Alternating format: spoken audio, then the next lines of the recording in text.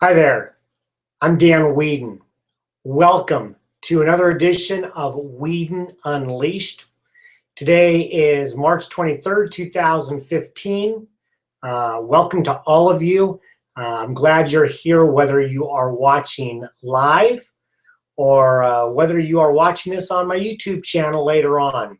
I know that happens with a lot of folks, and that's just terrific. Thank you for being here. I am grateful for the opportunity to spend a little bit of time with you today and talk about some concepts and topics and best practices that are important for your business and for your career. Before we get started, I do want to let you know that if you're not getting my Extra Points newsletter, you should be. That's what these talks are usually concentrated and focused on.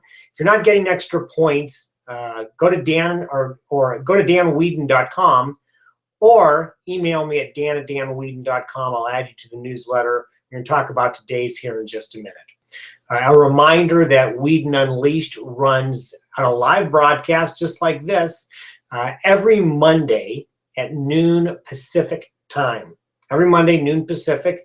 If I'm out of the area or traveling, I'll let you know because I can't do it then. But I'm here today, and we'll be back again next Monday, and we'll keep doing it every Monday after that we can.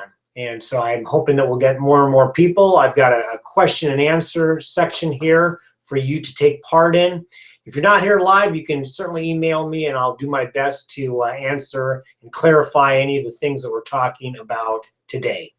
So that's it. Let's go ahead and get started. Today, I gave a story on Extra Points. Just this past weekend, my brother-in-law Matt and I went to it's a spirits tasting deal. I don't know what else to call it. You had a bunch of craft distillers, businesses that produce vodka and gin and whiskey and moonshine and a whole lot of other different craft spirits. And I like craft spirits, and so Matt invited me, and we went with a couple other people and enjoyed a day of sipping and trying these spirits. And there was about 30 vendors here, and they all had several different bottles that they had brought with them. Not only to have people taste, and the tastes weren't that big, just little tastes. Tastes weren't that big, so they had the bottles for that, and then they had the bottles for selling. So if you can imagine yourself as one of these distilleries, you would come with a lot of bottles of a lot of different types of spirits that you would like to sell. You'd also like to make a name for yourself because these are people who are coming, obviously, because they are into it. So it's a great opportunity, I would think, if I were an owner of a distillery. And all these folks are great.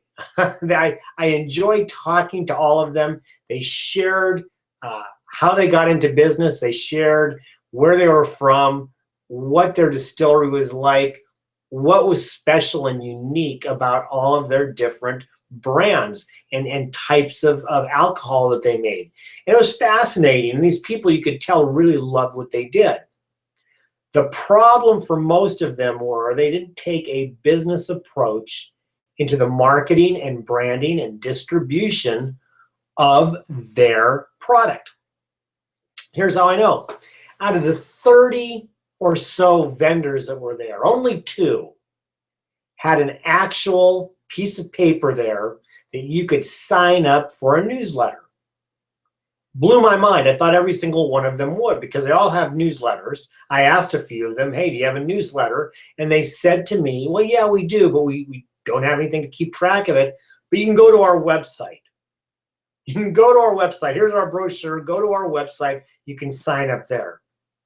So suffice to say, it's been now 2 days since I've been there. The only 2 newsletters I signed up for were the ones that were there on hand. I haven't gone back, and probably unlikely that I will, at least in the near future, go back to the ones that didn't have one there. So no way to keep in touch with prospective new clients. The other thing that amazed me was that at least one, and I think in many cases several, of these distilleries actually ran out of product. The way this day was set up, you'd have 2 different events, one in the afternoon, one in the evening. So you'd think you want to make sure you have enough to sell in the evening. Well, in one case, I think it was a new distillery there, they only brought 12 bottles of what was a really, really good blood orange vodka. It was fantastic. I would have bought some. In fact, I went to go buy them and I found out they were already sold out. How does that happen? Here's the deal. You need to be easy to work with.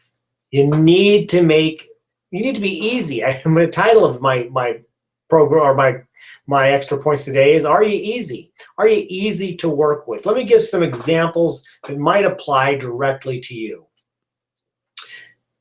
Do you make it easy? If you have a newsletter to sign up, can somebody go onto your website and easily find a place to sign up? I'm as guilty as anybody else. I have 2 different websites, one for my consulting, one for my coaching, and I realized on the consulting, very easy to sign up for my newsletter. On the coaching, not so easy. That's being fixed as we speak. That's being fixed right now. It was an oversight on my part, but a bad oversight.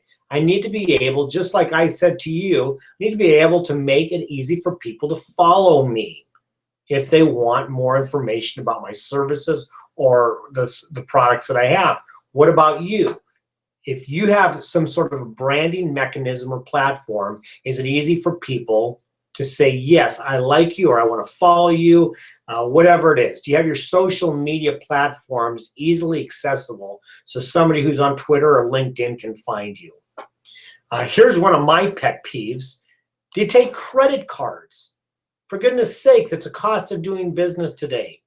More and more businesses, more and more individuals who use business use credit cards. I do. I like to get miles, among other things, on my credit cards or different membership benefits that come with using that card.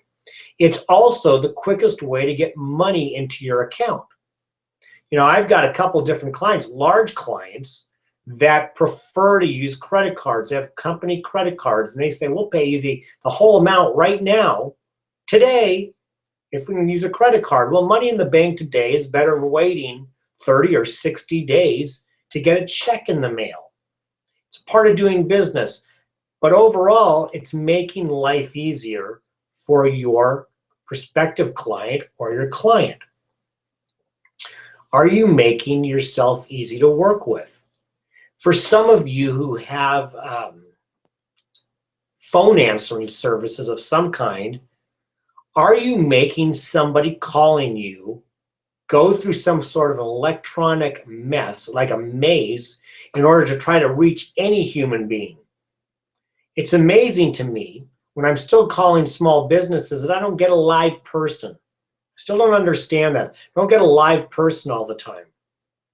If you have any number of employees, you should have somebody who's answering the phone.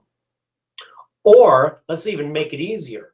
Have a direct line to them. I love when I'm talking, when I've got to call somebody and I've got a direct line to them. So I'm either going to get them directly or I'm going to get their voicemail directly.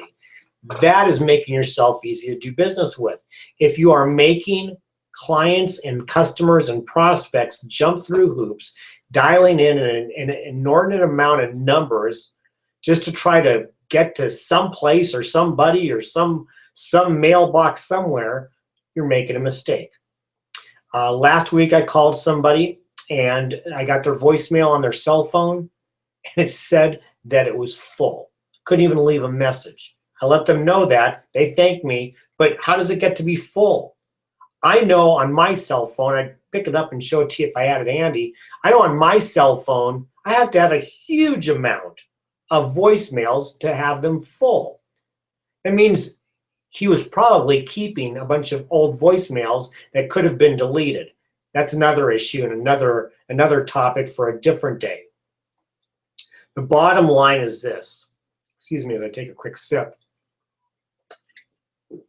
Live broadcast. The bottom line is this. You have to make yourself easy to do business with. If you are marketing, branding, producing, selling, doing anything like that, the easier it is for somebody else to access you, to work with you, the more likely it is that you're going to be able to seal a deal right then and there. You're going to be able to help give them value much more quickly, build a community, have more fun, and sell more products and services. So make things easy. Normally it's about the time that after waxing poetic, about 10 or 12 minutes, which I have, I go out and I see if there's any questions or comments. It doesn't look like I have any viewers today. Normally we have a few on. Today may be just one of those days that we don't. I have a question and answer box and comments up there. So if my number is wrong and there's somebody out there, go ahead and ask questions now. Otherwise, I'll talk for a few more minutes and that'll be good for today. But make things easy for your clients, customers, prospects. I know that in this great event that I went to, a lot of fun, a lot of wonderful people, that those distilleries could have advanced their particular business so much more by being different, by having things there that made them different, and being able to make it easy for people to contact them and access them after the fact. You need to be able to do the same thing, regardless of your business, whether you're manufacturing a product or you're selling some sort of services or products, whatever it is, you have to be able to give value quickly and at the time people need it. And they need to be able to find you, follow you, and pay you much more easily. And it's your responsibility to make it easy for them, not theirs. It's not the other way around. It's your responsibility. As a final thought on this, you might think about sending out a query to your folks. Sorry, I said that wrong. Find out how you can help by making life easier for them. Find out what are the things they'd like to see you do better in helping make yourself easier for them. You might be surprised. A lot of it might be very easy to fix, and in some cases it might make you distinct in what you're doing and be able to draw and attract more people to your business. So with that, I think I'm done for today. I don't have anybody here. Captain Jack has been sleeping this whole time, not up on his throne, but down on the ground. So he's probably going to be ready for lunch, as am I. I'm glad that hopefully at least at some point down the line you're watching this. If you can find time at noon Pacific time, 3 o'clock Eastern, and all times in between, you can find time. We'd love to have you join us, Captain Jack and I, that is. I would love to have you join us live. I see somebody just said hey, so thanks for saying hey. Looks like I guess I had somebody listening. Would love to have you join us live. And I'll give you a second out there if you have a question or comment other than A. I would be happy to take that in.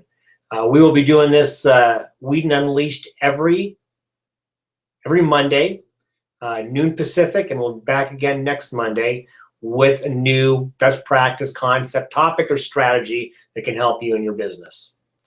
So for right now, I think that's it for today.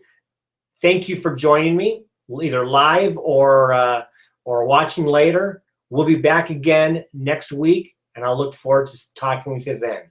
Ciao.